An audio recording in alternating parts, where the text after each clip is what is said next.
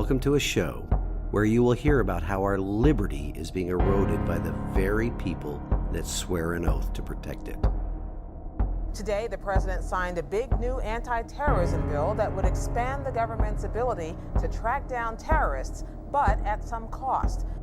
On this show, we will discuss many of the lies that the government that hates us, by the way, we will discuss the lies that the people in positions of power and influence spread every day. And what is the best way to confuse children? Confuse them about their sexuality, confuse them about their gender, expose them to things that their little brains are not ready for yet.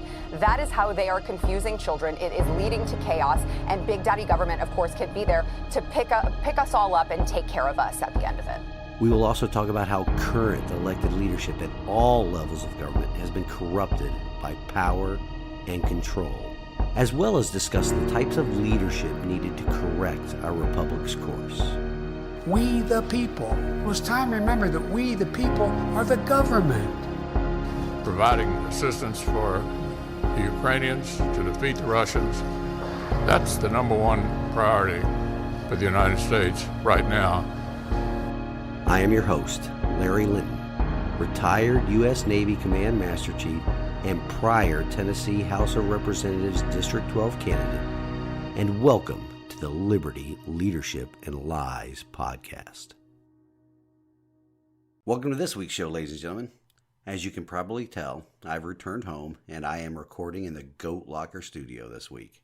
It is always a wonderful feeling being able to sleep in your own bed and enjoy the company of your family.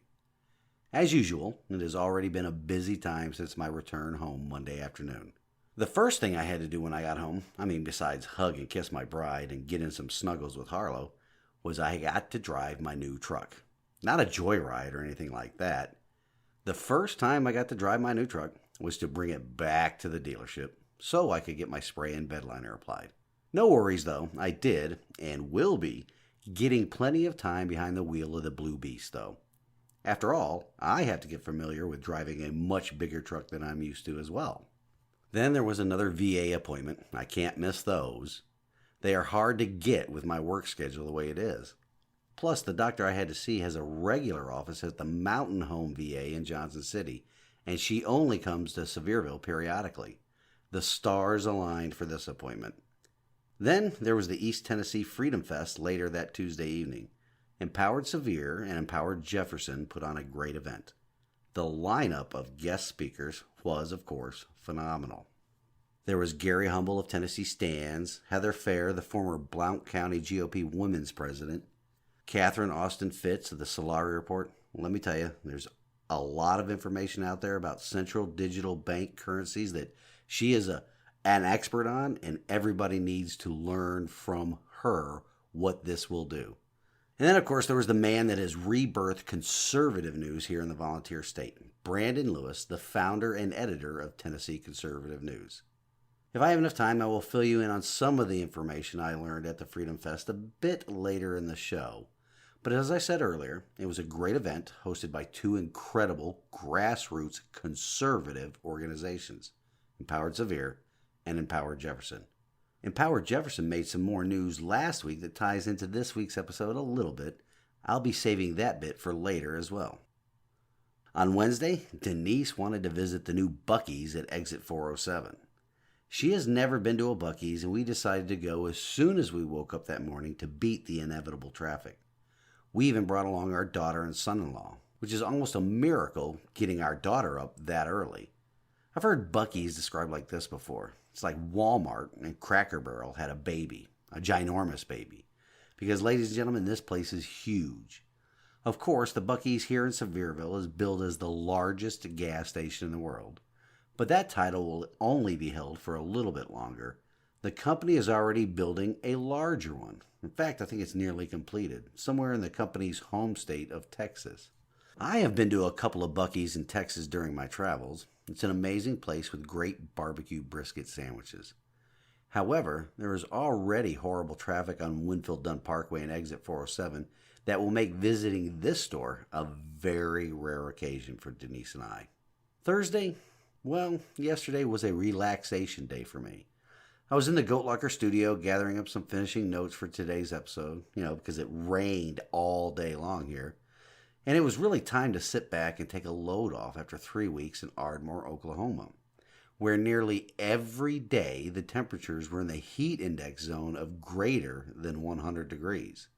Most of my work during these engagements in the field is literally outside in a field somewhere. I work with these crews in the oil and gas industry that are servicing the wells, servicing already existing wells. So the hot and sweaty 3 weeks are behind me, but my next engagement will be in New Mexico, where it is just as hot, if not hotter. But it's a dry heat, they say.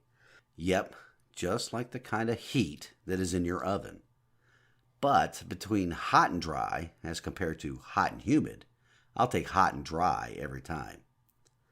Next week, I get to use the truck to haul some construction materials around, now that the spray and breadliner has been installed. I also put on a tonneau cover and other accessories to more personalize the beast. You see, I promised my daughter and her husband that I would install a shelving system in their garage while I was home this time. I would have done it earlier, but as you know, I did not have a vehicle that I could use to pick up the necessary lumber and other materials for that project. So that's what I'll be doing next week while I'm home.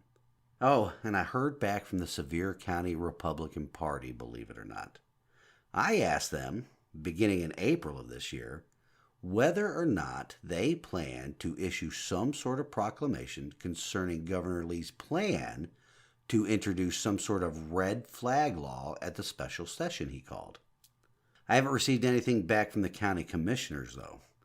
The answer that came back from the Sevier County GOP chairman is disappointing, to say the least. Disappointing, but expected. While there are county Republican parties all across the volunteer state going on record against this special session, the Sevier County Republican Party Executive Committee has decided, in the chairman's words, to take a wait-and-see attitude. I've got a whole chain of emails between myself and the chairman on this issue. And as I said, I'm disappointed but not surprised by the response as to why the Republican Party here in Sevier County won't be taking action. At first, I was offended because of the initial response I had to my third follow-up email. It was condescending and rude. Par for the course, though, with how the party elite here in Sevier County treat non-executive committee Republicans, though. I have included screenshots of the emails between myself and the chairman of the Sevier County Republican Party in the video version of this week's podcast. I have shared the information with some constitutional groups that I am a member of. They also do not take kindly to the chairman's response. In fact, the Tennessee chapter of Restore Liberty has a post up that features the chairman of the Sevier County Republican Party. Keep in mind, folks, the chairman of the Sevier County GOP is none other than the county sheriff, a constitutional officer, the highest constitutional office in the county. As sheriff, he is supposed to protect and defend the Constitution of the United States of America. By taking a wait-and-see attitude to the governor's proposed red flag laws, that is definitely not defending the Constitution. It's abdicating your responsibility, a unique responsibility in his dual role of sheriff and chairman of the Sevier County GOP. Nor are his actions protecting the Constitution from the usurpations of the trans-publican that is sitting in the governor's office in Nashville. If you watch the video version of the podcast on Rumble or YouTube, you can see what regular Republican voters here in Sevier County have to deal with as it relates to the elected members of the party. And as you'll see in the screenshots, it starts with me writing an email to the newly elected chairman back on April 20th of this year, asking if the county Republican Party would consider releasing some sort of statement about Governor Lee's proposal of a red flag law. I even included a draft press statement to help guide them. It was not written by me entirely, but I used the press release of another county's GOP and tailored it for this county. Keep in mind the date, April 20th, 2023. On the 28th of April, I also forwarded to the chairman a resolution passed by another county here in Tennessee regarding the governor's proposed red flag law. I also asked about a time frame for when the organization's webpage would be updated. As of yesterday, it still remains outdated by more than a year. It has State Senator Art Swan listed on it as one of Sevier County's state legislators. The redistricting that was completed based upon the 2020 census went into effect in February of 2022. Yet here we sit, more than halfway through 2023, and this webpage is still not updated. It also still has the last executive committee members listed as being in place, as well as the previous GOP state executive committee members. On the news and event tab of their webpage, the only item listed is the Sevier County Lincoln Day dinner, which is fine in and of itself, except for the fact that it is advertising still for the February 17th, 2022 Lincoln Day dinner. You know, the chairman pledged he would work on that right away. I'm guessing the Sevier County GOP's definition of the term right away is completely different from the everyday Republican Party members' definition of right away. I also even offered in that email that I could use my platforms, both social media and podcasts, to help spread the word about any GOP events here in the county in the future.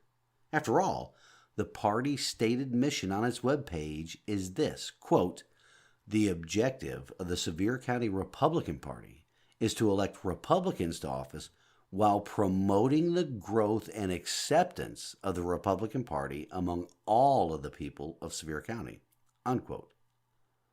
How do you promote the growth and acceptance of the Republican Party here in Sevier County if there are no public events and the only meetings they hold are the ones for executive committee members only?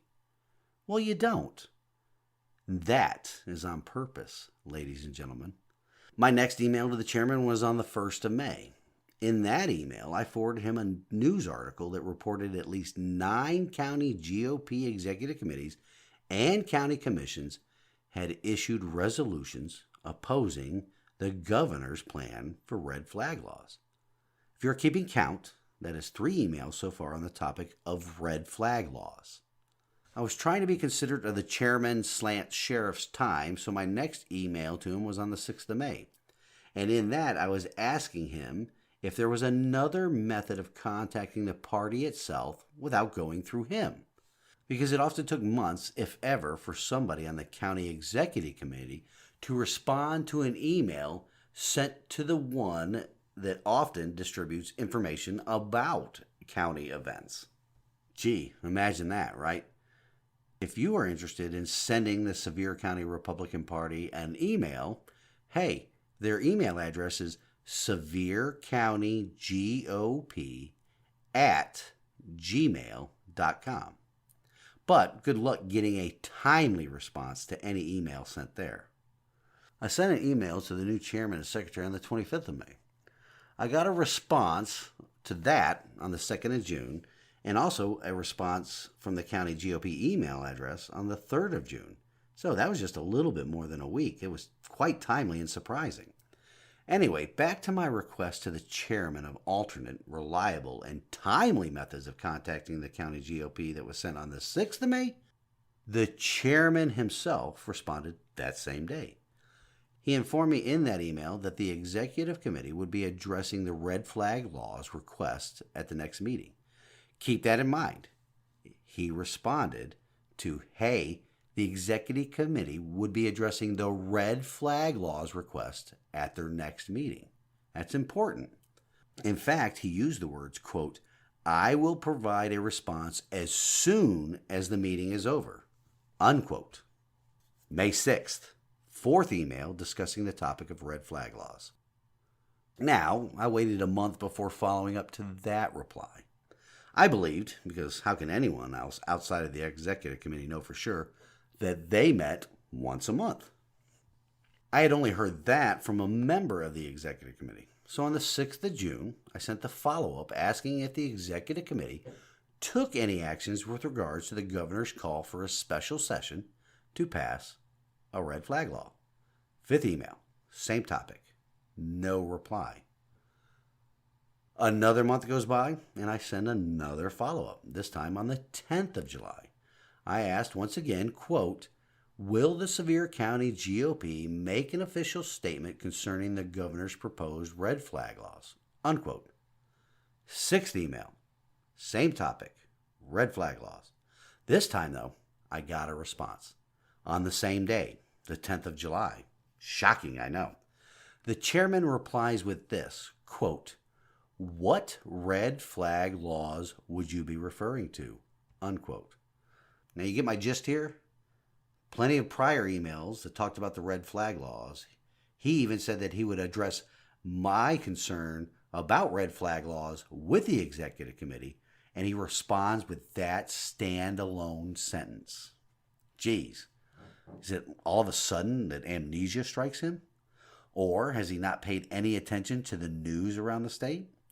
Both of those are highly unlikely. What this reply was meant to convey was nothing short of condescension, which I politely thanked him for because I have it on record now. Again, if you're watching the video version of this podcast on Rumble or YouTube, you can see screenshots of all of these back and forth emails. I keep the receipts.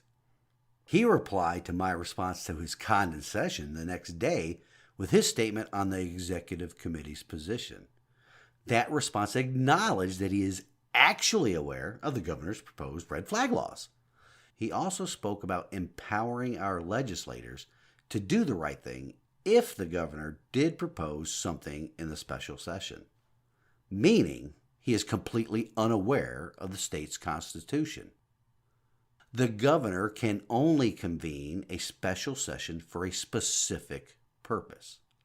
This is from the state's constitution, Article 3, Section 9, dealing with the governor's powers. Quote, he may, on extraordinary occasions, convene the General Assembly by proclamation in which he shall state specifically the purposes for which they are to convene, but they shall enter on no legislative business except that for which they were specifically called together.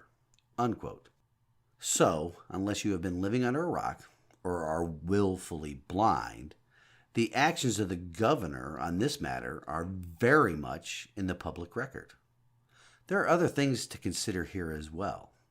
As I believe I mentioned when the sheriff was elected chairman in March of this year, I said that it could become problematic, and it would be problematic for multiple reasons. Not only is there now an intimidation factor that people have to take into consideration when addressing the county Republican Party Executive Committee. You only have to watch the news or scroll through the internet to see how easy it is in our republic for law enforcement to be weaponized against political opponents. And you know what? The members of the executive committee themselves are probably intimidated if they don't toe the line, as it were, with the chairman's positions, because the chairman is also the sheriff. And that goes along with this. The fact that the chairman's primary job, being the sheriff, probably doesn't allow for him to give sufficient attention to his role as the county Republican Party chairman, while the whole county is gearing up for what is possibly the most important election in our nation's history and a special session called to propose and pass a red flag law. I have it on good authority that the past 2 scheduled executive committee meetings were canceled at the last minute, meaning the executive committee has not met for months. Other county Republican parties are working hard. Yet here in Sevier County, well, you get the picture. What I and many others here in Sevier County and around the state predicted would happen is happening. I want to go on record here. I'm not suicidal, nor am I prone to breaking any laws. I also live outside the city limits of Sevierville, so my house falls under the sheriff's jurisdiction, not the Sevierville City Police. So, ladies and gentlemen, take note of those facts, please. I don't really expect any sort of retaliation or reprisal, but I am just getting the facts straight here. I always keep the receipts and the facts, as evidenced by the emails between myself and members of the Sevier County GOP that I shared on this week's episode. Now, for our neighboring county, Jefferson County, their Republican Party has publicly came out in opposition to the governor's plans, as well as numerous others across the state, as I mentioned earlier. And this is in addition to county commissions and other Republican Party or grassroots conservative organizations like Empower Jefferson coming out with proclamations against the governor's special session. Empowered Sevier, they're working on their proclamation this week and in next and hoping to get it published soon. Here in Sevier County, though, that would be a big nope, because the Republican Party of Sevier County is not concerned with the liberty of the county's residents. When the chairman informed me that it was the county executive committee's position to wait and see if the governor attempted to pass a red flag law, it was just equivocation and vacillation. Not only that, none of the members of the executive committee reached out to Republican voters here in the county to gauge our response. When the chairman stated that they wanted to, quote-unquote, wait and see if the governor even attempted to pass a red flag law, I am betting that he assumed the voters here don't really pay attention to what is going on in Nashville, because the governor actually did try to get a red flag law passed during the regular session of the last General Assembly. Also included in the video version of this podcast is the 13-page proposal that came out of Governor Lee's office earlier this year. The General Assembly did not act on it, and for good reason, too, because it is unconstitutional. Article 11, which is the miscellaneous provisions of the Tennessee Constitution, Section 16 states the following, quote, "The Declaration of Rights hereto prefixed is declared to be part of the Constitution of the state and shall never be violated on any pretense whatever. And to guard against transgression of high powers we have delegated, we declare that anything in the Bill of Rights contained is accepted out of the general powers of the government and shall forever remain inviolate," unquote. Now, the Declaration of Rights mentioned in this article of the Constitution is referring to Article 1 of our Constitution. The we that is mentioned in there, that means we the people, we the sovereign. Now, just what would a red flag law do? How would it not only violate the 2nd, 4th, 5th, and 14th Amendments of the U.S. Constitution, not to mention the Supreme Court's decision handed down in Bruin case last year, how would a red flag law violate the Tennessee Constitution? Well, we have to go back to Article 1 of our Constitution, the Declaration of Rights. That is the very first article in our state's Constitution, and in particular, let's discuss Sections 7, 8, and 26. They are as follows. Section 7, that the people shall be secure in their persons, houses, papers, and possessions from unreasonable searches and seizures, and that general warrants, whereby an officer may be commanded to search suspected places without evidence of the fact committed, or to seize any person or persons not named whose offenses are not particularly described and supported by evidence, are dangerous to liberty and ought not be granted. Section 8 continues with, that no man shall be taken or imprisoned or deseized of his freehold, liberties, or privileges, or outlawed or exiled, or in any manner destroyed or deprived of his life, liberty, or property, but by the judgment of his peers or the law of the land.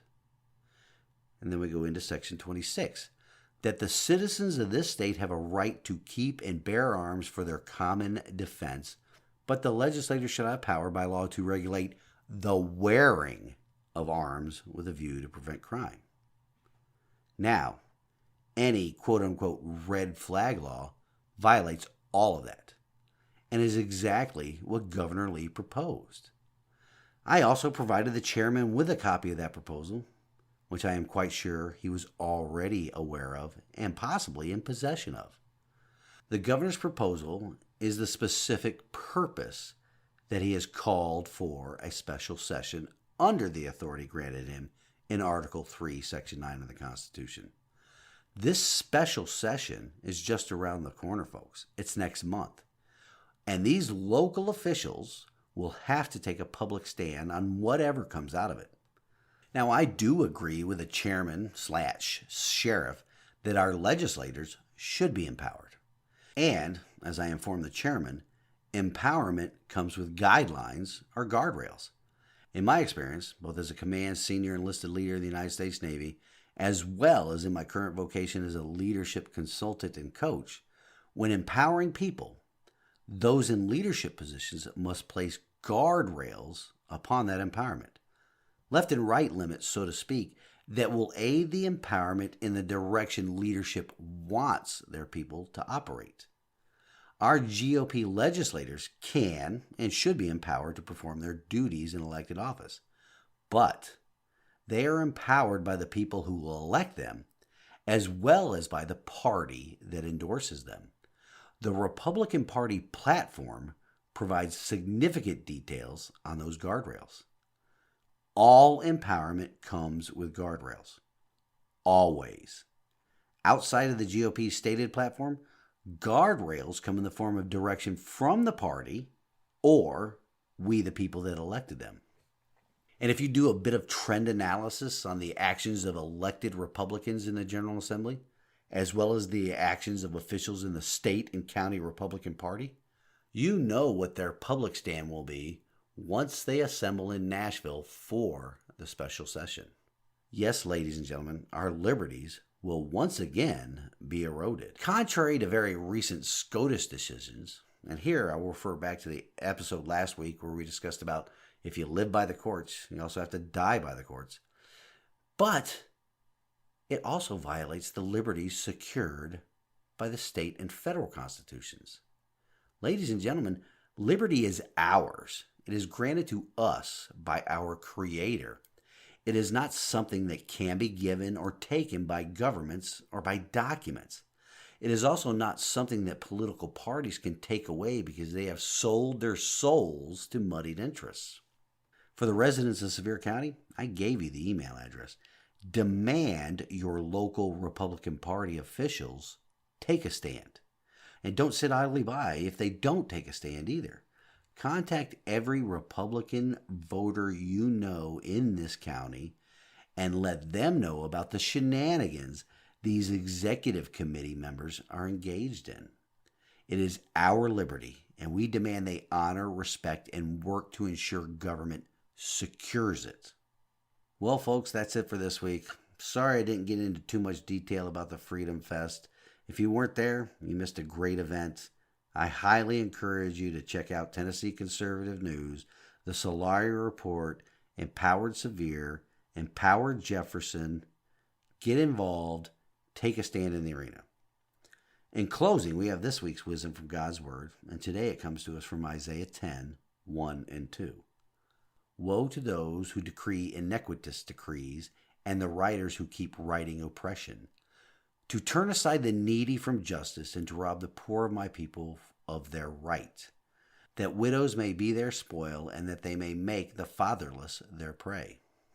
The actions, and more often than not, the inactions by elected officials and the ruling elite in the political parties work to oppress the people of this great nation. There is no more time left. All of us have to take a stand in the arena. Each and every one of us. Our nation and some of our states are inching us closer and closer to complete tyranny. Going after the means with which we can defend ourselves against tyranny is the most important goal of these big government tyrants, these communists. Because once you are unarmed, you are completely helpless. There has not been a law passed to date in this nation that has prevented a criminal or a mentally ill person that is intent on causing harm and death from perpetuating these heinous acts. None whatsoever. What every single one of these gun control laws has done is to make it harder and harder for you and I, the law-abiding citizens, to arm ourselves and to defend ourselves, which is the ultimate goal, my friends. As I have stated before, they aren't after our guns to make us safer. They are after our guns to better control us. Iniquitous decrees and oppression are their methods of gaining complete control. And only you are standing in the way. Will you stand there, or will you let them roll over you? If you live here in Sevier County, it is very important that you share this episode with every Republican voter that you know. We need to make everybody aware of just what is going on with our county Republican Party, how they are not serving the interests of Republicans here in this county. They are only serving their interests. Once again, thank you all for listening this week, and I pray that you enjoy the rest of your weekend. Until next week, stand in the arena with me. Reveille, it's time to wake up.